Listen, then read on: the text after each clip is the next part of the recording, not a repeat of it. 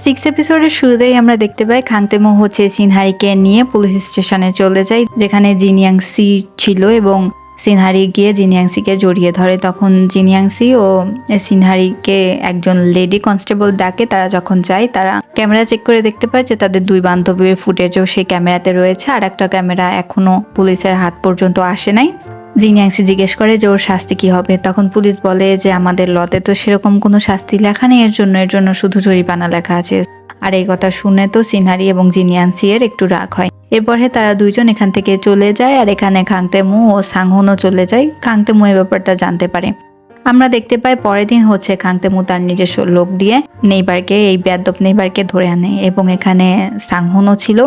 খাংতেমু personally সেই লোকটাকে জিজ্ঞেস করে যে সে আর কত মেয়ের জীবনে ভাবে নষ্ট করেছে, তার মুখ থেকে শুনতে চায়। সে বলে যে সে আর কোনোদিন এরকম কাজ করবে না, সে আর এরকম কাজ করেনি। তখন খাংতেমু আরো কিছু প্রমাণ দেখায় যে অন্যান্য মেয়েদের সঙ্গেও সে কাজটা করেছে, এবং সে যে ক্যামেরাটাকে ফেলে দিয়েছিল সেগুলোও হচ্ছে খাংতেমুয়ের হাতে চলে আসে। খাংতেমু এখানে এই লোকটাকে বলে যে তোমার পালানোর রাস্তা শেষ। এ কথা বলে সে বলে যে তৈরি হয়ে যাও জেল কাটার জন্য। সে যখন চলে যায় তখন এই লোকটা অনেক বেশি রাগ করে এবং বলে, এই আমি তোমাদের দুজনের সঙ্গে কি করেছি?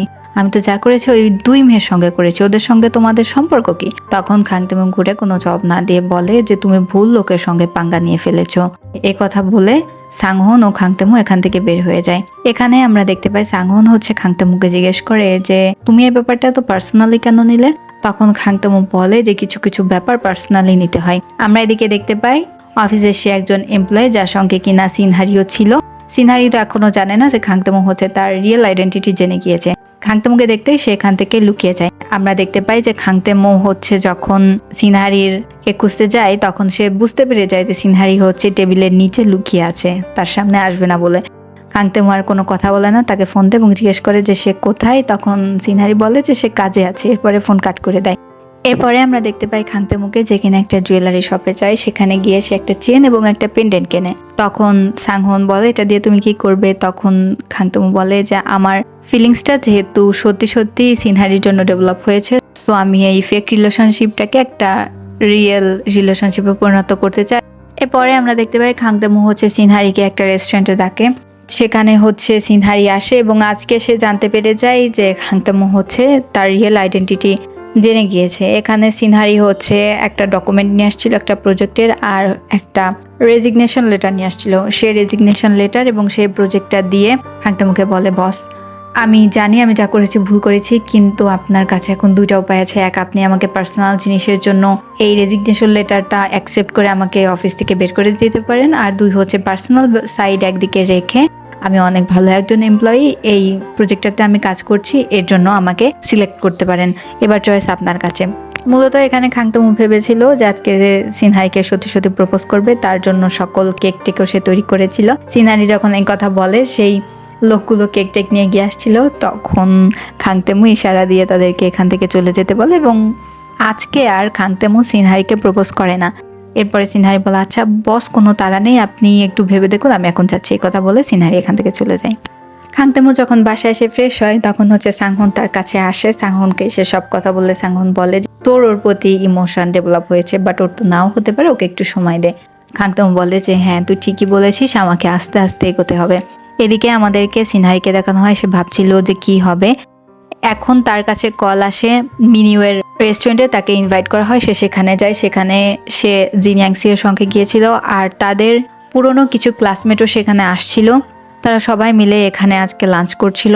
এক পর্যায়ে এখানে কিছু ক্লাসমেটরা হচ্ছে সিনহারিকে টন্ট মেরে জিজ্ঞেস করে যে মিনিওয়ের সঙ্গে তোমার এতদিনের ফ্রেন্ডশিপ, তোমার কি কখনো মিনিওয়ের প্রতি কোনো ইমোশন ডেভেলপ হয়নি?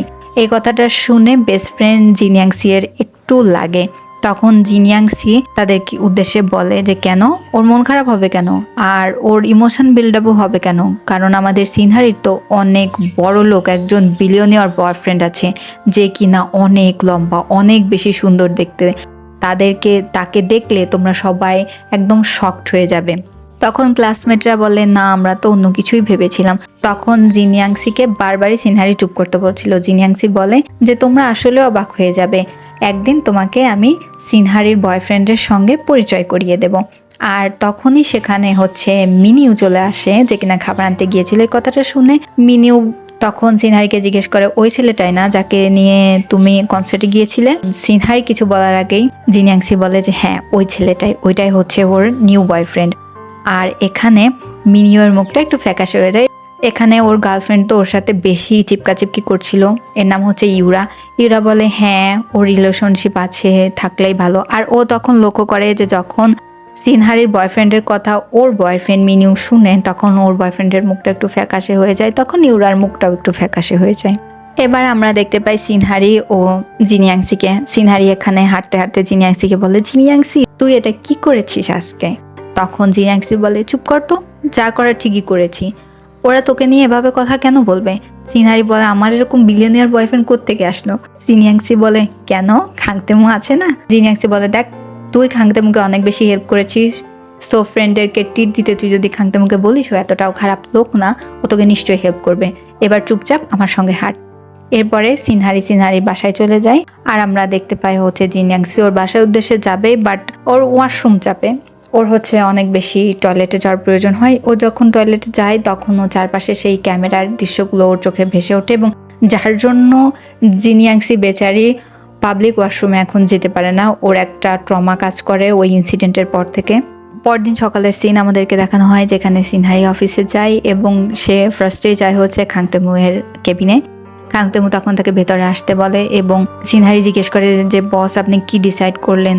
খাংতেমু রেজিগনেশন লেটারটা উঠায়।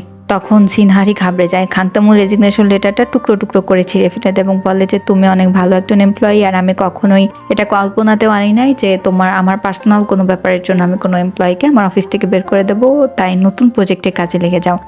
তখন সিনহারি বলে বস আমি আমার জি জান লাগিয়ে দেবো আমাদের নতুন প্রজেক্টের জন্য, আমি অনেক ভালো কাজ করব, আমি দেখবেন আমি আপনার কোম্পানির অনেক প্রফিট এনে দেবো। এই কথা বলে সে নাচতে নাচতে বের হয়ে যায় এবং অনেক বেশি খুশি ছিল। অপরদিকে আমরা জিনিয়াংসিকে দেখতে পাই, ও হচ্ছে কাজ করছিল, আবার ওর সেই কাজিন সিস্টার চলে আসে যে কিনা আবার আজকে স্টাইলিশ ড্রেস পরে আসছিল, কিন্তু ওই ড্রেসটা আবার আজকে ম্যাচ করে যায় হচ্ছে জিনিয়াংসি এর সঙ্গে। সে বলে জিনিয়াংসি তুমি আমাকে কপি করো, আমার ব্যাগ কপি করো, আমার ড্রেস কপি করো, সবকিছু কপি করো। তখন জিনিয়াংসি বলে যে না তুমি আমাকে কপি করো, ওরা তোমাকে যেরকম বোকা বানাও তুমিও সেরকম বোকা হয়ে যাও, এখন আমার রাস্তা ছাড়ো।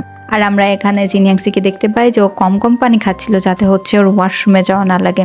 অপরদিকে আমরা দেখতে পাই হচ্ছে খাংতেমুকে ও সিনহারিকে নিয়ে যায় একটা সিনেমা হলে। সেখানে গিয়ে সিনহারি বলে বস আমরা আমাদের নতুন প্রজেক্টের জন্য সিনেমা হলে কেন আসছি? খাংতেমু কি বলবে, এখানে তো সিনহারিকেও মুভি দেখাতে নিয়ে আসছিল। খাংতেমু বলে আমরা যেহেতু আমাদের নতুন প্রোডাক্ট আমেরিকাতে লঞ্চ করব, সো সেই জন্য আমরা একটা আমেরিকান মুভি দেখতে আসছি যাতে আমাদের প্রোডাক্ট লঞ্চ করতে অনেক বেশি সুবিধা হয় এবং ওখানকার লোকজনের কি পছন্দ সেগুলো আমরা বুঝতে পারি। খাংতেমু পুরো একটা হল বুক করে ফেলেছিল সিনহারির জন্য। সিনহারি তো এখানে বসেছিল এবং অনেক বেশি এনজয় করছিল, মুভিটা স্টার্টই হবে। তখন সেখানে আমরা বাইরে দেখতে পাই হচ্ছে মিস ইয়ং এবং মিস্টার খ্যাবি আসে, যার কিনা কোথাও একটা যাচ্ছিল। সিনহারি হচ্ছে বাইরে যায় কিছু একটা আনতে, তখনই সেখানে তার সঙ্গে দেখা হয়ে যায় হচ্ছে মিস ইয়ং এর। সো মিস ইয়ং এখানে বলে যে তুমি এখানে আসছো কেন? তখন সিনহারি বলে আমি এখানে মুভি দেখতে আসছিলাম। যখন মিস ইয়ং দেখে যে সিনহারি হচ্ছে ভিআইপি রুমে প্রবেশ করছে তখন মিস ইয়ংও তার পিছন পিছন চলে যায়। আর মিস ইয়ংকে দেখে হচ্ছে সিনহারি তাড়াতাড়ি করে খাংতেমুকে এখান থেকে লুকিয়ে পড়তে বলে। খাংতেমু লুকিয়ে পড়ে। ইয়ং হচ্ছে এখানে বলে এই হলটা তো পুরোই ফাঁকা, আমরা ওকে এখানে মুভি দেখতে পারবো? সিনহারি বারবারই না বলছিল। তখন মিস ইয়ং বলে যে এরকম ভালো ভিআইপি সিটে আমি কোনোদিনও মুভি দেখি নাই, সো আমার এখান থেকে যেতে ইচ্ছা করছে না, তুমি এখানে কয়টা সিট বুক করেছো? তখন সিনহারি বলে যে আমি 2টা সিট বুক করেছি যাতে আমি মজা করে মুভি দেখতে পারি। মিস ইয়ং বলে তাহলে আমি তোমার সঙ্গে মুভি দেখবো এখানে, খ্যাবি তুমি অন্য হলে গিয়ে মুভি দেখো। এরপরে কিছু করার ছিল না, খ্যাবিও এখান থেকে যায় না, মিস ইয়ং এখান থেকে যায় না, এবং এখানে বসে তারা তিনজন সে মুভিটা এনজয় করতে থাকে। বেচারা খাংতেমু কিছুক্ষণ লুকিয়ে থেকে এখান থেকে হামাগুড়ি দিয়ে তাকে বের হয়ে যেতে হয় হল থেকে। সে গিয়ে এক কর্নারে বসে থাকে। এদিকে আমরা দেখতে পাই জিনিয়াংসিকে। জিনিয়াংসি হচ্ছে বাসের জন্য ওয়েট করছিল, তখন সেখানে আসে সাংহন, এসে জিনিয়াংসিকে লিফট দিতে চায়। জিনিয়াংসিও উঠে পড়ে, তার অনেক বেশি ওয়াশরুমে যাওয়ার প্রয়োজন ছিল। এদিকে আবার জ্যাম পেতে যায়, রাস্তাতে অনেকক্ষণ তারা জ্যামে বসে থাকে। জিনিয়াংসি আর ওয়েট করতে পারছিল না। জিনিয়াংসি সাংহুনকে বলে সাংহুন আমি আর 1 মিনিট তোমার এই গাড়িতে বসে থাকলে তোমার গাড়িটাকে আমি নষ্ট করে ফেলবো, আমি এখান থেকে বের হচ্ছি, আমাকে এখানেই নামিয়ে দাও। সে তাড়াহুড়ো করে এখান থেকে নেমে যায়।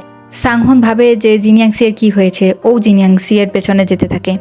আবার আমাদেরকে সিন কাট করে দেখানো হয় হচ্ছে সিনহারিকে। সিনহারি মুভি দেখা শেষে যখন বের হয় তখন হচ্ছে সে খাংদামুকে কল দেয় এবং জিজ্ঞেস করে, বস আপনি নিশ্চয়ই এতক্ষণে বাসায় চলে গিয়েছেন, আসলে অনেক বেশি দুঃখিত, বাট আমি এই মুভির সকল পয়েন্টগুলোকে নোট আউট করে নিয়েছি, সো আমাদের প্রজেক্টটা করতে আর কোনো সমস্যা হবে না, আপনি আমার উপর ছেড়ে দিন বাদ বাকি কাজগুলো। খাংতামুকে জিজ্ঞেস করে যে সে কোথায়। খাংতামু বলে যে আমি তো, তুমি বললে না বাসায় চলে আসছি, আমি কি তোমার জন্য 3 ঘন্টা বাইরে ওয়েট করবো তাই মনে করছো, আমি তো বাসায় চলে আসছি।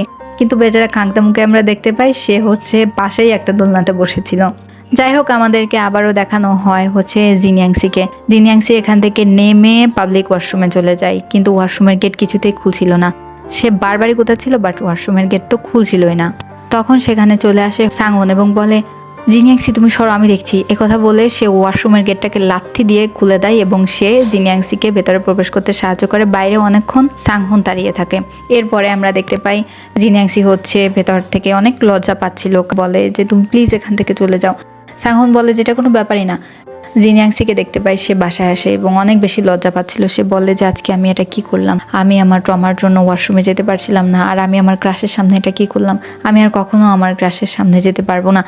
অপরদিকে আমরা দেখতে পাই হচ্ছে খাংতেমুকে। খাংতেমু এখানে সোশ্যাল মিডিয়াতে ঢুকে এবং সে সেখানে ঢুকে দেখতে থাকে যে সিনহারির কি পছন্দ, কি অপছন্দ, তার হবি কি, এই সব জিনিস। এরপরে আমরা দেখতে পাই এক জায়গাতে যাওয়ার ইচ্ছা ছিল হচ্ছে সিনহারির, সেইখানকার প্রজেক্টের কথা বলে সে হচ্ছে সিনহারিকে ইনভাইট করে যে ওখানে আমাদের একটা প্রজেক্ট লঞ্চ হবে, ওখানে আমার সঙ্গে যেতে।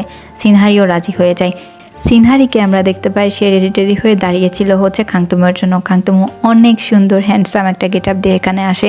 তারা একটা সমুদ্রের তীর হয়ে যেতে থাকে একটা ফেমাস রেস্টুরেন্টে খেতে যাওয়ার জন্য, যেখানে যাওয়ার ইচ্ছা কিনা সিনহারিরই ছিল, সেটা সে সোশ্যাল মিডিয়াতে পোস্ট করেছিল, আর যেটা খাংতেমু জানতে পেরে এই প্ল্যানটা করেছে। বাট সেখানে গিয়ে দেখে যে সেই রেস্টুরেন্টটা অলরেডি বন্ধ হয়ে গিয়েছে। একসময় সিনহারি লক্ষ্য করে যে পাশেই হচ্ছে একটা বার্গার স্টল, যেটা কিনা অনেক ফেমাস একটা বার্গার স্টল, এই জায়গার বিখ্যাত একটা বার্গার স্টল, বাট বার্গার স্টলটা একদমই খালি। সে তখন খাংতেমুকে বলে, এটা আমার অনেক বড় একটা স্বপ্ন, এই বার্গার স্টল থেকে বার্গার পাওয়া, এখানে তো অনেক বড় লাইন থাকে, সিরিয়ালি পাওয়া যায় না, আমরা চাইলে এই বার্গারটা খেতে পারি। তখন খাংতেমু বলে, হ্যাঁ তুমি এগিয়ে যাও, আমি আসছি। এরপরে সিনহারি গিয়ে 2টা বার্গার অর্ডার দেয় এবং সে এই বার্গারওয়ালকে জিজ্ঞেস করে যে আপনার এখানে আজকে কোনো ভিড় নেই কেন, আর আপনি তো লোকালয়ের দিকে বেশি বসেন, আজকে সমুদ্রের এখানে এসে বসে আছেন। তখন এই লোকটা তাকে জানায় যে আজকে মনে হলো যে এখানে হয়তো তার জন্য কেউ অপেক্ষা করছে, এই জন্য সে এখানে আসছে মনের কথা শুনে, আর লাকিলি আপনাদের দুজনের সঙ্গে আমার দেখা হয়ে গেল। এখানে খাংতেমু সিনহারিকে জিজ্ঞেস করে যে তোমার বার্গার অনেক বেশি পছন্দ তাই না? সিনহারি বলে যে আমার ফাস্টফুড অনেক বেশি পছন্দ, আর আমার ছোটবেলা থেকে মা বাবার যেহেতু নিজস্ব রেস্টুরেন্ট ছিল, তারা ওইদিকে বেশি সময় দিত। মাঝে মধ্যে বাসায় গিয়ে আমি খাবার রান্না করা পেতাম না, সো আমার এরকম ঝটপট খাবার অনেক বেশি পছন্দ, আর সেখান থেকেই আর কি এরকম ইনস্ট্যান্ট ফুডের প্রতি আমি একটু অ্যাডিক্টেড হয়ে পড়ি, এই আর কি। এরপরে সে একটা খাবারের নাম বলে।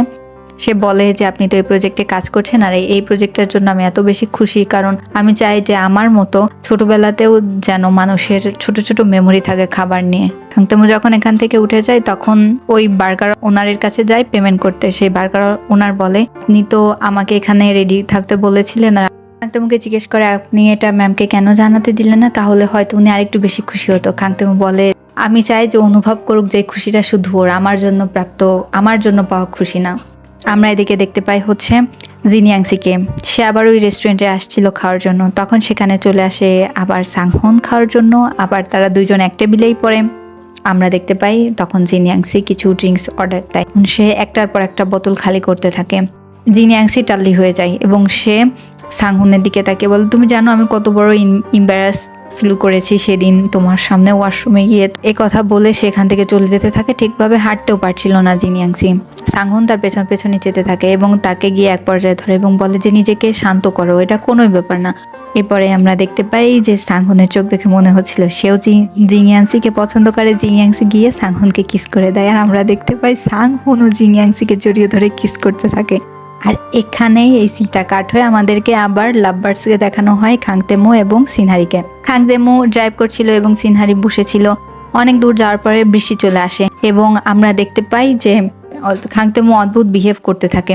তখন সে গাড়িটাকে থামিয়ে দেয়। সিনহারি বলে, বস কি হয়েছে? তখন খাংতেমু বলে, আমার গাড়ি থেকে নেমে যাও, আমার গাড়ি থেকে নেমে যাও, এক্ষুনি নেমে যাও। সিনহারি বলে, কিন্তু বাইরে বৃষ্টি পড়ছে। খাংতেমু বলে, আমি কিচ্ছু জানি না, গাড়ি থেকে নেমে যাও। আর সিনহারি গাড়ি থেকে নেমে যায়। সিনহারি বলে এই লোকটা আসলেও মনে হয় পাগল। সে একটা বাস স্টপে গিয়ে দাঁড়িয়ে পড়ে আর খাংতেমুকে দেখতে পায় যে তার চাইল্ডহুড ট্রমা আসতে থাকে। অ্যাকচুয়ালি আমাদেরকে একটা ফ্ল্যাশব্যাকের কাহিনী দেখানো হয়, যেখানে আমরা দেখতে পাই যে খাংতেমু এর সামনে খাংতেমু এর বাবা মাকে মারা হয়েছিল, আর যার জন্য কিনা সেটা দেখে খাংতেমুর ট্রমা চলে আসে। আর যেদিন খাংতেমুর বাবা মায়ের অ্যাক্সিডেন্টটা হয়েছিল সেই দিন হচ্ছে বৃষ্টি পড়ছিল অনেক বেশি। এই কারণে বৃষ্টি দেখলে খাংতেমুয়ের পুরনো ট্রমার কথা মনে পড়ে। অপরদিকে আমরা সিনহারিকে দেখতে পাই, সে হচ্ছে তার ছাতা নিয়ে এগিয়ে যেতে থাকে। বৃষ্টি থেমে গেলে তখন খাংতেমু বলে যে আমি সিনহারিকে কোথায় ফেলে এসেছি। এরপরে সে সিনহারিকে কল দিতে থাকে, বাট সিনহারির ফোনে চার্জ ছিল না বলে সিনহারির ফোনটাও অফ হয়ে যায়। এদিকে খাংতেমু সিনহারিকে খুঁজতে থাকে। আমরা সিনহারিকে দেখতে পাই সে হচ্ছে একটা হোটেলে যায় এবং সেখানে গিয়ে সে মেবি একটা রুম নিতে যায়। তখন সেখানে তার সেই ক্লাসমেটরা চলে আসে, যারা কিনা সিনহারিকে আগের দিন টন্ট মেরে কথা বলছিল এবং তার বয়ফ্রেন্ডের সম্পর্কে জানতে চাচ্ছিল। সিনহারি বলে যে এখানে আমি আমার অফিসিয়াল কাজে আসছি। আর একজন ক্লাসমেট উঠে বলে যে তুমি এই হোটেলে অফিসিয়াল কাজে আসছো নাকি তোমার বয়ফ্রেন্ডের সঙ্গে ভ্যাকেশন কাটাতে আসছো? আগের দিনই তো জিনিয়াংসি আমাদেরকে কিছু একটা বলছিল। আর তখন সিনহারি বলে না না এরকমই কিছু না। আর আমরা পাশ থেকে দেখতে পাই যে খাংতেমু হেঁটে আসে এবং বলে বেবি তুমি এখনো এখানেই দাঁড়িয়ে আছো, আমি তোমাকে সে কখন থেকে খুঁজছি। এই কথা বলে সে সিনহারিকে এসে জড়িয়ে ধরে। আর এই জিনিসটা দেখে সেই ক্লাসমেটদের মুখও অনেক বেশি ফিকে হয়ে যায়। আর এখানেই 6 এপিসোডটা শেষ হয়ে যায়। ভিডিওটা ভালো লাগলে সাথেই থাকবেন।